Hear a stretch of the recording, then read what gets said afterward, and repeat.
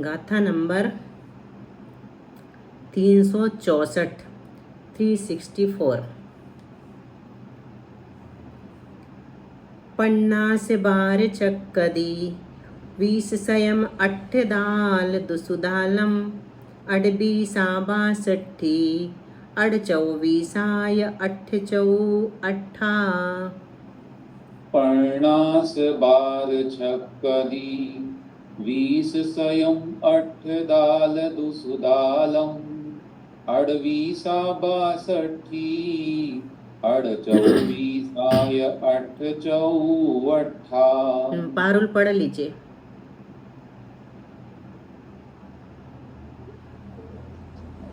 50 बार छक्कदी 20 सयम 8 दाल दुसुदालम अडवीसा 62 अड 24 8 चौ 8।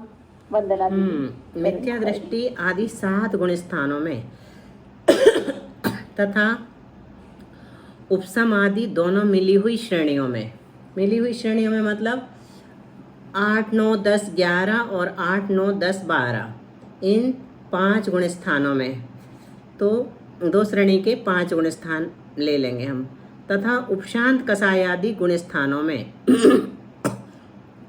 50 बार छक्कदी 18 आदि स्थानों के क्रम से। 18 आदि स्थानों के क्रम से मतलब सप्त स्थान हम पिछली 2 गाथाओं में पढ़ के आए हैं कि मिथ्या दृष्टि आदि 3 गुण स्थान पर्यंत क्रम से 2 गुणित 9 अर्थात 18 4 8 सत्व स्थान है। फिर आगे बताए थे 24 24 सत्व स्थान है। फिर 4 36 4 8 4 6 सत्व स्थान है। तो इन्हीं को कहते हैं 18 आदि सत्व स्थानों में क्रम से। भंग कितने होंगे, तो यहाँ पर भंग बता रहे हैं उन सत्व स्थानों में होने वाले भंगों की संख्या। तो 50 यानी 50, बार यानी 12, छक्कदी यानी 36। छक्कदी यानी कितना होता है? 6 का वर्ग 36। हाँ, 6 का वर्ग 36। कदी याद रखना है, छक्कदी 36।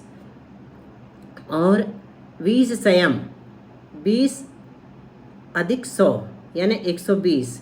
8 दाल 48 और दुसु दालम 2 बार दाल मतलब 40 40। अडवीसा 28 62 62। अड 24 यानी अडवीसा और 24। अडवीसा यानी 28 24 24। य च 8 चौ 8 8 4 8 भंग जानना। तो आयु के बंद अबंध के भेद सहित यहाँ पर वर्णन चल रहा है। तो पहले गुण स्थान में 18 सत्व स्थान है, उनमें कितने भंग हैं? 50 यानी 50 भंग संख्या है। भंगों की संख्या कितनी बनती है? 50 बनती है। और दूसरे गुण स्थान में 4 सत्व स्थान है, तो 4 सत्व स्थानों में भंगों की संख्या 12 है। तीसरे गुण स्थान में 8 सत्व स्थान है, और इन 8 सत्व स्थानों में भंगों की संख्या कितनी है? 36। चौथे गुण स्थान में 40 सत्व स्थान है और 120 भंगों की संख्या है। फिर पांचवें गुण स्थान में भी 40 सत्व स्थान है, भंगों की संख्या 48। फिर छठे में सत्व स्थान 40, भंग संख्या भी 40। सातवें में सत्व स्थान 40, भंग संख्या भी 40।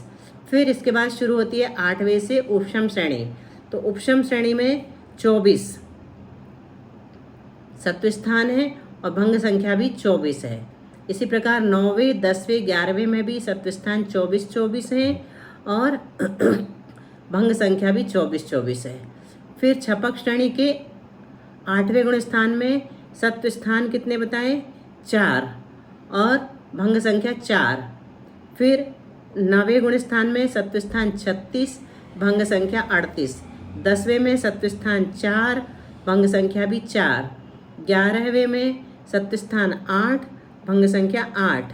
12वें में 4 4 और नहीं सॉरी 11वां यहाँ नहीं है, 12वां, हाँ 10 के बाद 12वें में सत्व स्थान 8 और भंग संख्या भी 8। फिर 13वें गुण स्थान में सत्व स्थान 4, भंग संख्या भी 4। 14वें में सत्व स्थान 6 और भंग संख्या 8। तो यहाँ पर हमने गाथा में तो देखा 50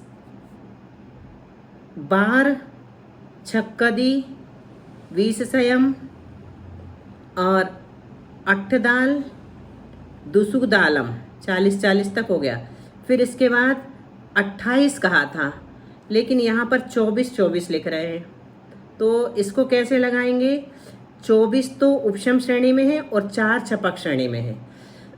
ये 24 उपशम श्रेणी के 8वें गुण स्थान में है और 4 छपक श्रेणी के 8वें गुण स्थान में है। तो दोनों मिलाकर के 28 जो है भंग संख्या किसकी हो जाएगी? 8वें गुण स्थान की हो जाएगी। गाथा में कहा था ना, मिली हुई श्रेणियों में, उपशम आदि दोनों मिली हुई श्रेणियों में।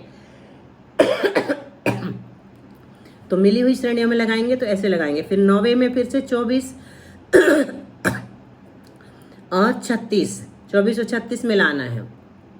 तो हम कितनी पढ़ के आए थे 9वें में? 120 नहीं, 9वें में कितनी पढ़ के आए थे? 62। हाँ 62। तो 24 और 36 हो जाएगी अपनी 62, है ना। और फिर 10वें में 24 और 4, तो 62 के बाद 28, 24 और 4 28। आ रहे हो ना समझ में गाथा से? फिर समझ नहीं आया दीदी। हाँ, क्या नहीं आया? 9वें का कैसे लिए? 9वें में 36 कैसे लिए? उपशम श्रेणी की ले ली अपन ने 9वें। उपशम श्रेणी में 9वें की कितनी बताई? 24। और छपक श्रेणी में 9वें की कितनी बताई? 36। और गाथा में कितनी कही थी? 62। 38 36 है ना, ये लिखा हुआ है। अच्छा 38 लिखा हुआ है यहाँ, हमारे में 36 लिखा हुआ। जोड़ो, 62 होंगी, 62 ही होंगी। 38 और 24 मिला के 62 होंगी। हाँ 38 करना पड़ेगा फिर यहाँ, ठीक है। 38 और 24 62 होगा ना। 8 और 4 12। तो 38 ही है इसमें, सत्व स्थान 36। हाँ सत्व स्थान, हाँ सही है, सही है, ठीक है। सत्व स्थान 36 है और भंग संख्या 38 ही है। 38 और 24 मिलाना है अपने को, ठीक है। तो 38 और 24 हो गए 62। फिर 10वें में कितनी ली? 24 और 4 28। ऊपर कितनी ली थी गाथा में? 28, है ना भंग संख्या। तो ये अपनी 28 हो गई। फिर उसके बाद 12वें में 8 और 11वें में 24। अलग अब जुड़ेंगी नहीं, क्योंकि छपक श्रेणी में 12वां गुण स्थान है और उपसम श्रेणी में 11वां है। तो 11वें में 24, 12वें में 8, फिर 13वें में 4 और 14वें में 8। भंग संख्या जानना। हो गया चार्ट से क्लियर?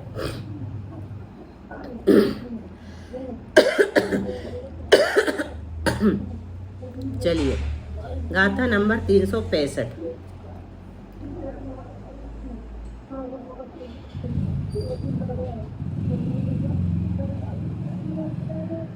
द्युतिच्छत्तठ्ठणवेकरसं सत्तरस मूणवीस मिगिवीसं हीना सव्वे सत्ता मिच्छे बद्धाऊ गिदर में गुणम। 2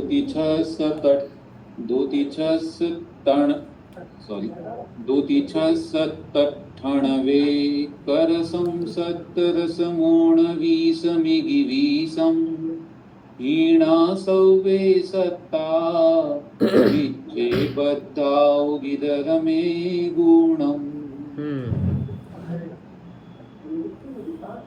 द्युतिच्छत्तठ्ठणवेक करसम सत्तरसमोणवीस मिगिवीसं हीना सव्वे सत्ता मिच्छे बद्धाऊगी दर में गुणम।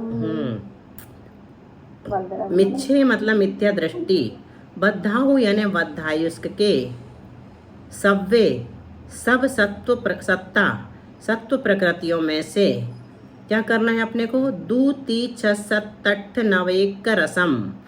2 यानी 2, 3 6 सत्त, सात, अठ, आठ, नव, नौ, एक रसम 11, सप्तरसम 17, उनवीसम 19, इक्कीसम 21। प्रकृतियाँ हीना। कम करने से कितने स्थान हुए? 10 स्थान हुए। ये तो बद्धायुष्क के। और इधर ए गुणम, इधर मतलब अबद्धायुष्क के 8 स्थान तक इनमें से एक एक कम करना। 8 स्थान तक मतलब 2, 3, 6, 7, 8, 9, 11, 17 वाले 8 स्थान तक एक एक कम करना और 2 स्थान पहले की तरह ही समझना। इस प्रकार 10 स्थान हुए। सब मिलकर 20 स्थान होते हैं। उनमें से 9वां 10वां स्थान बद्धायुष्क अबद्धायुष्क दोनों का समान होने से 20 में से 2 कम किए। इस तरह बाकी बचे 18 स्थान ही मिथ्या दृष्टि गुण स्थान के कहे गए हैं। क्या कह रहे हैं यहाँ पर? सर्वत्र बद्धायुष्क के सत्य स्थान में से एक आयु कम करने पर अबद्धायुष्क का सत्य स्थान होता है। मिथ्या दृष्टि के सत्य स्थान बद्धायुष्क और अबद्धायुष्क क्रम से लगाएंगे 1 से लेकर के 10 तक। तो पहले में हमें कितना घटाना है? 2। कितने में से घटाना है? भैया खोल दीजिए चार्ट। 148। भैया चार्ट आगे बढ़ा दीजिए। ये पहले क्रम में क्या कहा? 2, 3, 6, 7, 8, 9 का रसम 2 यानी 148 में से 2 आयु घटानी है। तो कितने बचे? 146। ठीक है, बद्धायुष्क के जो गाथा के पूर्वार्ध में बताया है। फिर 3 यानी 148 में से 3 घटा दिया तो 145 का सत्य स्थान। फिर 148 में से 6, 7, 6 और 7 घटाना है। 6 घटा दिया तो 142 का। 7 घटा देंगे तो 141 का। 148 में से 7 गए 141। फिर 8 घटा देंगे तो 140। फिर 8 के बाद कितना घटाया? 9 घटाया तो 139। फिर एक रसम 11 घटाया तो 137। फिर 17 घटाए तो 131। 148 में से 17 घटाए तो 131। फिर 19 घटाए तो 129। फिर कितना घटा दिया? 19 के बाद 21 तो 127 प्रकृतियाँ हो जाती हैं 10वें क्रमांक में। और अबद्धायुष्क के यहाँ देखेंगे तो 146 में से एक ऊणम इधरम एक ऊणम। इधरम यानी अबद्धायुष्क में क्या करना है? एक कम करना है। तो 146 में जो हमारा बचा हुआ था ये 146, इसमें से 1 घटा दो तो कितना बचा? 145। फिर 145 में से 1 घटाया तो 144। फिर 142 में से 1 घटाया, तीसरे नंबर में 142 है तो 141। फिर 141 था यहाँ, उसमें से 1 घटाया तो 140। फिर 140 में से 1 घटाया 139। 139 में से 1 घटाया 138। फिर 137 में से 1 घटाया तो 136। 131 में से 1 घटाया तो 130 का सत्य स्थान बन जाता है अबद्धायुष्क का, जिसने की आयु का बंध नहीं किया है। गाथा नंबर 366 67 जुम्मम।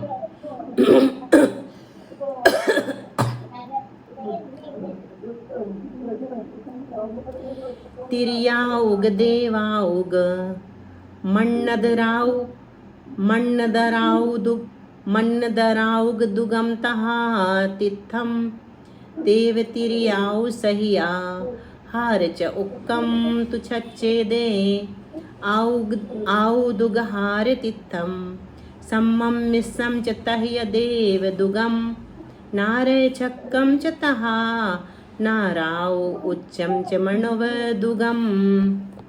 तिरियाउग देवाउग मर्णधराउगदुगम तहा तीर्थम देवनिर्याउ सहिया हार चौकम तुछ चेदे आउदुगहार तीर्थम सम्मम मिस्सं च तह यदेवदुगम नारय चकम च तहा नराउ उच्चम च मणुवदुगम तिरिया उग देवा उग मन दराओ उग दुगम तहा तिथम देव तिरियाऊ सहिया हार चौकम तुछ चेदे आओ दुगहार तिथम तिथम समम मिस्सं च तह यदेव दुगम नार्य चकम च तहा नराव उच्चम च मणुवदुगम। क्या कह रहे हैं? मिथ्या दृष्टि आदि गुण स्थानों की कम की गई प्रकृतियां क्रम से कौन कौन सी हैं? समझ में आया? मिथ्या दृष्टि आदि के जो सत्व स्थान थे उनमें हमने जो प्रकृतियां कम की थी, सबसे पहले कितनी कम की? 2। तो वो 2 कौन सी हैं? त्रियंचायु और देवायु। फिर 3 घटाई, तो वो 3 कौन सी हैं? भुज्यमान, बध्यमान, आयु से रहित कोई भी 2 आयु, वो घटा देंगे। भुज्यमान और बध्यमान तो रहेंगी क्योंकि सत्ता में है, तो उन दोनों से रहित कोई भी 2 आयु घटा देंगे। और तीर्थंकर, ये 3 घटा देंगे। ये कम हो रही हैं। फिर उसके बाद 6 घटाई थी, तो 6 कौन सी हैं? देवायु, त्रियंचायु और आहारक चतुष्क। ये 6 ले लेना। आहारक चतुष्क में कौन कौन सी लेते हैं? आहारक शरीर, अंगोपांग, आहार बंधन और संघात। हाँ, आहारक बंधन और संघात को भी सत्व में ले लेते हैं। तो ये 6 हो गई अपने तीसरे नंबर में, जो 142 प्रकृतियां हैं। फिर 7 घटाई, तो एक और कौन सी घटा दी? कोई भी 2 आयु, आहारक चतुष्क और तीर्थंकर, ये 7 प्रकृतियां घटेंगी। फिर 8 घटाएंगे, तो कौन सी घटेंगी? एक प्रकृति और जोड़ दो साथ में, कौन सी जुड़ गई? सम्यक तो प्रकृति जोड़ने से 8। फिर 9 घटाएंगे, तो कौन सी जोड़ देंगे? मिश्र प्रकृति जोड़ने से 9 हो गए। फिर 11 घटाने हैं, तो 2 और कौन सी जोड़ेंगे? देवगति देवगत्यानुपूरी 2 जोड़ दिए। फिर 11 के बाद कितनी घटाई? 17 घटाई, तो इनमें 6 जोड़ना है। तो नरक की 6 दीदी। नरक गति, नरक गत्यानुपूर्वी, वैक्रिक शरीर, वैक्रिक अंगोपांग, और इसमें और 2 कौन से आएंगी दीदी? बंधन और संघात। और वैक्रिक शरीर, वैक्रिक बंधन, वैक्रिक संघात। वैक्रिक बंधन, वैक्रिक संघात। हाँ, ठीक है। फिर बाद में 19 घटाई, 2 और जोड़ो। मनुष्यायु और उच्च गोत्र। फिर 21 में 2 और मिलाना है, 21 घटाना है। मनुष्य गति, मनुष्य गत्यानुपूर्व। इस प्रकार से यहाँ पर इस गाथा में नाम बता दिया है। तिर्याउग देवाउग, त्रियंचायु देवायु, मन्नद राउगम, राउग दुगम तहा तिथम। मन्नदर मतलब अन्यतर, इनसे रहित कोई भी 2 आयु, और तहा तिथम तीर्थंकर प्रकृति, ये 3। फिर देव तिर्याउ सहिया, देवायु त्रियंचायु सहित हार चौकम तुच्छे दे, आहारक चतुष्क, तो ये 6 प्रकृतियां हैं। फिर इसमें तीर्थंकर जोड़ दिए, आउ दुग हार तिथम, तो ये 7 प्रकृतियां हो जाएंगी। आयु 2 आयु, आहारक चतुष्क और तीर्थंकर। फिर सम्मम मिश्रम चत्ता या देवदुगम, फिर सम्यक तो प्रकृति जोड़ी, फिर मिश्र प्रकृति जोड़ी, फिर देवद्विक जोड़ी। फिर आगे जाके नारक छक्कम, नारय छक्कम, नरक गति आदि 6 जोड़ी। फिर नराउ चौ, नराउ उच्चम, मनुष्यायु और उच्च गोत्र, ये 2 मिला दी। फिर मनुष्य द्विक मिला दी, मनुष्य गति, मनुष्य गत्यानुपूर्वी। इस प्रकार से जो प्रकृतियां मिलाई गई हैं वो भी बता दिया गया है यहाँ पर। तो बद्धायुष्क के सत्वस्थान कैसे बनते हैं? तो बद्धायुष्क के सर्व स्थानों की संख्या 10 है, ये 10 है टोटल, है ना बद्धायुष्क के। इनमें से प्रारंभ के 8 स्थानों में से एक एक प्रकृति घटाने पर अबद्धायुष्क के 8 स्थान बनेंगे, जो पहले टेबल में हम देख आए हैं, दिया है ना वहाँ पर। तो 146 हमने कैसे बनाए, त्रियंचायु और देवायु घटाकर, ये यहाँ पर फिर से बता दिया। और 145 कैसे बनाए, तो 2 आयु और 1 तीर्थंकर घटाकर।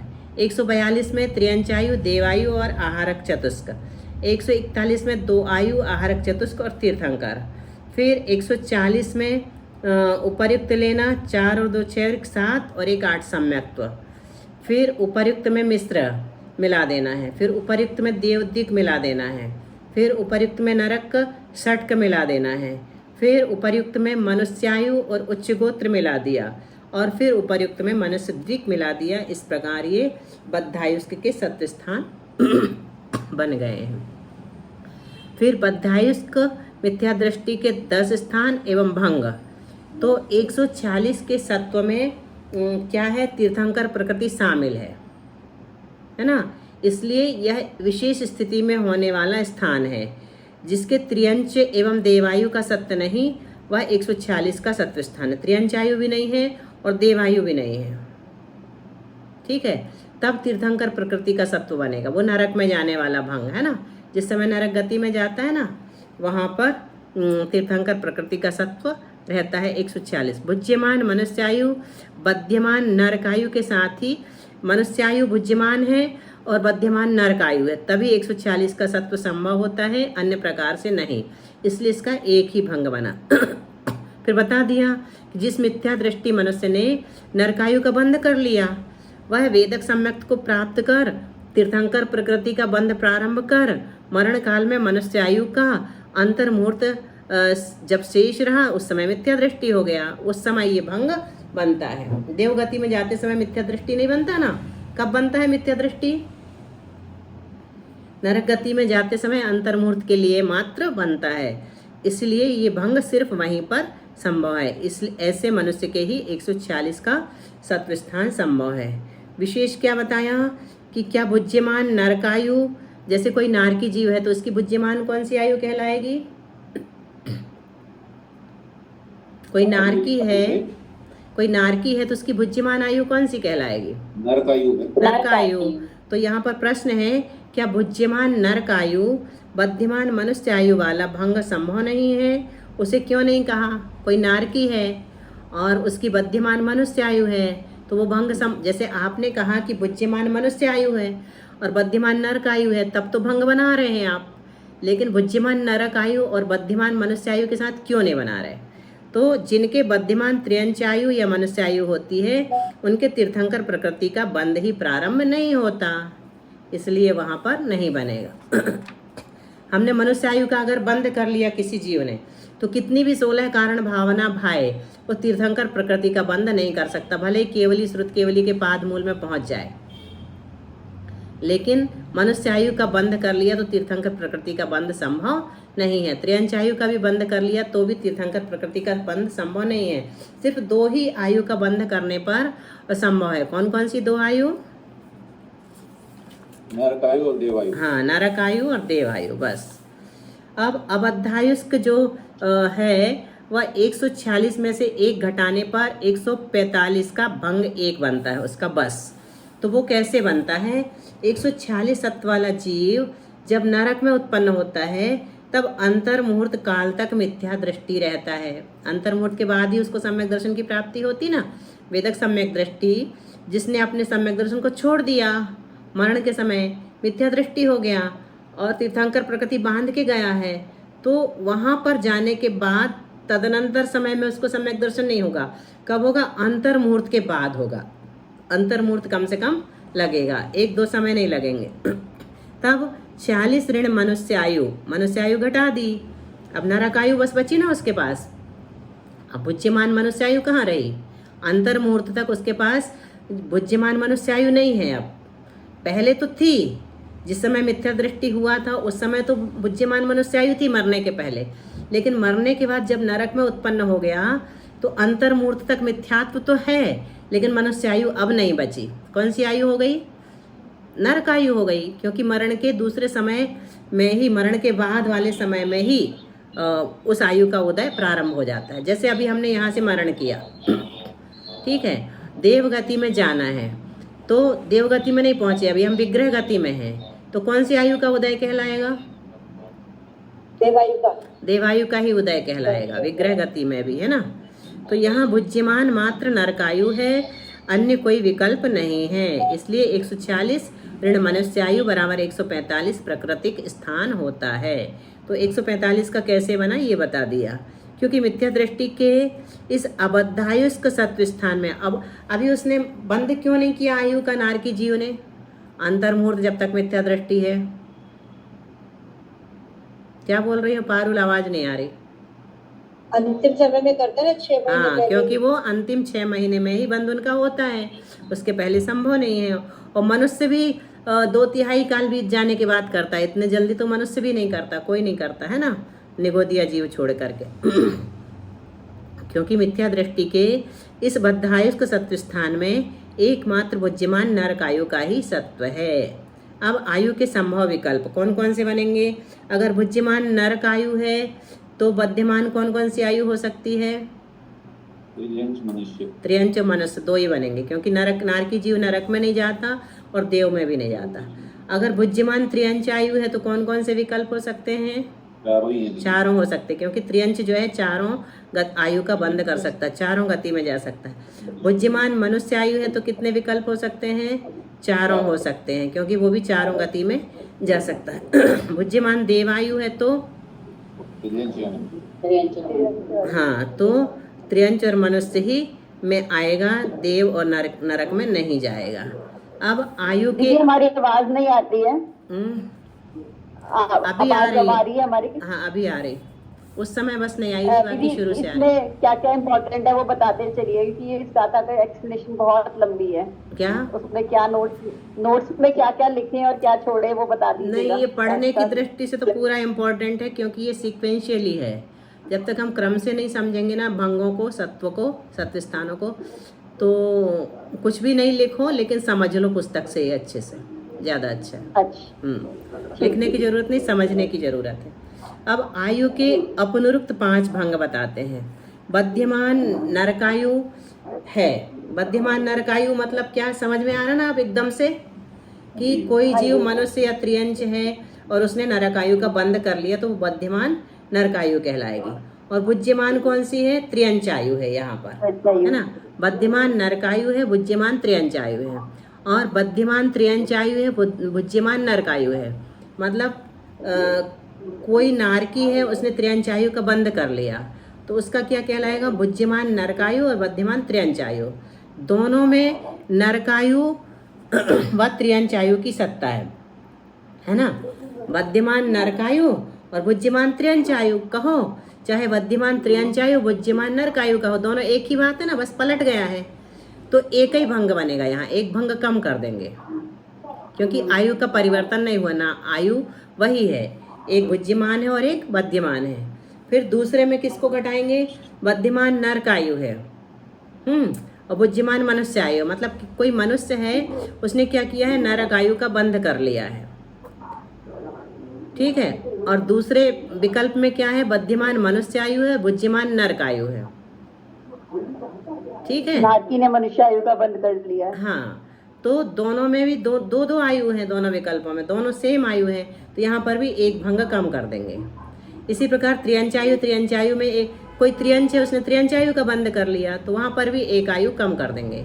इसी प्रकार बुद्धिमान त्रियंच आयु बुद्धिमान मनुष्य आयु है, और बुद्धिमान मनुष्य आयु बुद्धिमान त्रियंच आयु, तो दोनों में सेम है, तो यहाँ पर भी एक भंग कम हो जाएगा। फिर 5वें में बुद्धिमान त्रियंच आयु बुद्धिमान देवायु है, मतलब किसी देव ने त्रियंच आयु को बंद कर लिया, और बुद्धिमान देवायु बुद्धिमान त्रियंच आयु, किसी त्रियंच ने देवायु का बंद कर लिया, तो दोनों समान है, तो यहाँ पर भी एक भंग कम हो जाएगा। फिर 6ठे में मनुष्य आयु मनुष्य है, मनुष्य का बंद कर लिया, तो यहाँ पर भी एक भंग कम कर देंगे। 7वें में बुद्धिमान मनुष्य आयु बुद्धिमान देवायु, और फिर बुद्धिमान देवायु बुद्धिमान मनुष्य आयु, दोनों में मनुष्य आयु तथा देवायु की ही सत्ता, इसलिए एक भंग कम हुआ। इस प्रकार 12 भंगों में से 7 भंग कम करने पर अपनुक्त भंग 5 रहे। तो एक हो गया नरक त्रियंच, एक हो गया नरक मनुष्य, एक हो गया त्रियंच मनुष्य, एक हो गया त्रियंच देव और एक मनुष्य देव। मनुष्य आयु वाला भंग अबद्धायुष्क के भंग में गर्भित हो जाता है। इसी प्रकार त्रियंचायु वाला भंग अबद्धायुष त्रियंचायु में गर्भित हो जाता है। अब आगे का बाद में देखेंगे, लंबा है, चार्ट ही है इसमें। दीदी चलिए, चारों हैं? आयु के प्रभाव में की अगली आयु क्या? 4 गतियों में आयु के प्रभाव में ही अगली आयु बनती है क्या? नहीं, चारों गतियों में नहीं, सिर्फ मनुष्य त्रियंच में, और मनुष्यों में भी भोग भूमि में नहीं। नारकी और देवों को 6 महीने पहले आयु का बंध अपकर्ष काल आने प्रारंभ होते हैं, जब आयु के अंत के 6 महीने बचते हैं तब। चलिए भैया जी, भोग भूमि में भी दीदी, भोग भूमि में लास्ट के अंदर मुहूर्त में बंधेगी आयु? नहीं, अंतिम 6 महीने। अंतिम 6 महीने में। भैया जिनवाणी स्तुति। जी। सिरजीण वाणी जग कल्याणी, जग जन मद तम मोहारी, तमण हारी गणहर हारी, जम जरा भव रोग हरी।